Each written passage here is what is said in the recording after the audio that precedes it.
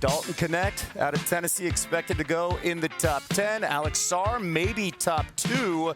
And when scouts look at him, they describe the Frenchman, 7'1", has the highest ceiling.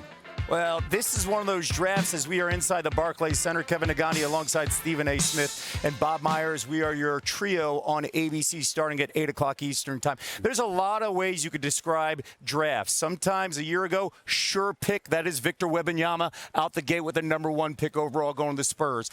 This draft is described as unpredictable. There are a handful of storylines because no one knows who is the consensus number 1. Different draft boards for different teams. The Hawks are on the clock. What's the most intriguing storyline to you? For me, I've got my eyes on the Houston Rockets and Reed Sheppard at number 3 overall. This dude is a guy, national, won awards for Freshman of the Year, shot 54% from the field, 52% from three-point range. Father was a 2-time national champion at Kentucky. By the way, a Final Four most outstanding player in 1998. You look at his son, freshman year, just 12.5 points. But forget all that. The 54% from the field, the 52% from three-point range. If this man was 6'5", 6'6", he'd be the number 1 overall pick. But top 3 ain't shabby, okay?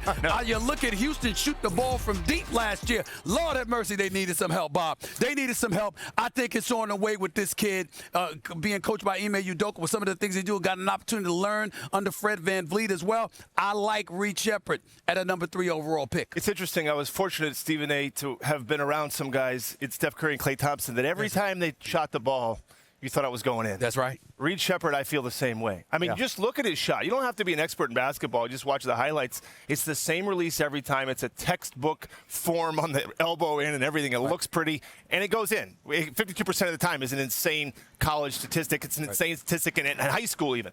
But, Kevin, your question about storylines, if this is the unusual part about this draft is this. Usually the number 1 pick carries a sureness to it. Yeah. We're going to change our franchise because we're getting Victor Wembanyama, LeBron James, Shaquille O'Neal, all these guys. Right.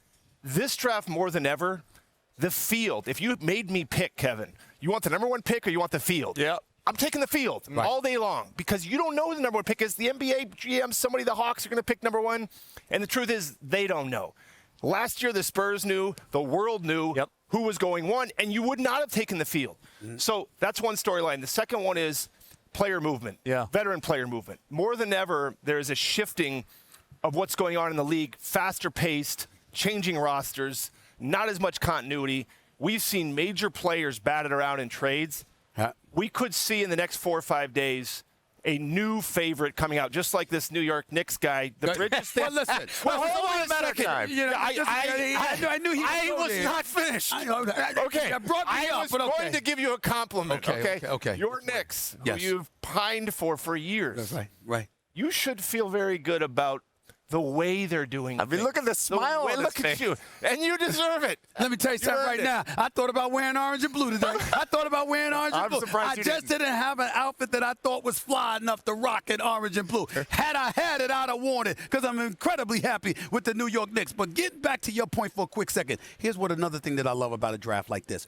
We're going to find out the executives that are worth their salt down the line. Because there's no surefire, definitive number 1, number 2, number 3, number 5, number 10. You don't know. And so guys doing their due diligence, putting in that evaluation, when you see what they do and what they're able to find that diamond in the rough per se, the guys that do that show their worth. We'll see that down the line, but that's one of the things that came to my mind. There's a handful of Mikal Bridges guys in this draft. 3-and-D perimeter guys, and maybe not the number 1 option, number 2 option, the 3rd option to help a team, right? A Derek White here, a Drew Holiday here to help you, the building blocks here. So as a Knicks guy, after what you've heard the last 24 hours, how are we feeling about I'm ecstatic.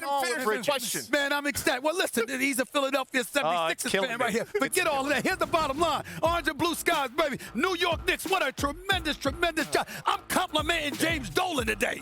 I'm complimenting Leon Rose. I'm complimenting Worldwide. Oh, what a fantastic day it is. Mikal Bridges can ball. 26 points per game when he first arrived in Brooklyn from Phoenix. 19 points a game last year. One of the elite defenders greatness in the game of basketball. Now, you don't turn around, Knicks, and lose OG Anunoby. You keep him. If we could keep Hartenstein, that would be better. But the bottom line is this. You look at the Boston Celtics in a class by themselves, the creme de la creme, the reigning defending NBA champions.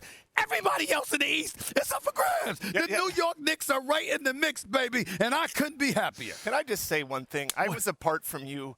I think it's been about 8 days. You missed me. I missed a little bit. I missed you a little bit. No, but Kevin, to this draft, we talked about no consensus. Yeah. But I'll give you 3 names. Kobe Bryant, 13th pick in the draft, right? Changed the franchise to Lakers for 20 years. Giannis Antetokounmpo, picked in the teens. Yes. Changed that buck. Nikola Jokic, second-round pick. So for people observing this draft, watching, for people drafting, for fans, for anybody, don't think because there's not a number 1, there's not a player. And to Stephen A's point, who is the player in this draft that we're not even talking about that's going to change a franchise for 10 years? Because there will be one. Yep. There will be. And you may get him in the teens. Yeah, you might. And maybe a guy like Devin Carter out of Providence. You're talking to Kevin Negandhi like this is good news for him as it pertains to Mikal Bridges. No, they were drafted by the 76ers, and then they moved him away. That's his team right there. He's still sick to that to this very day. But he's trying to be objective. It just shows his professionalism. You can be proud shows his professionalism. I am. I'm doing my best.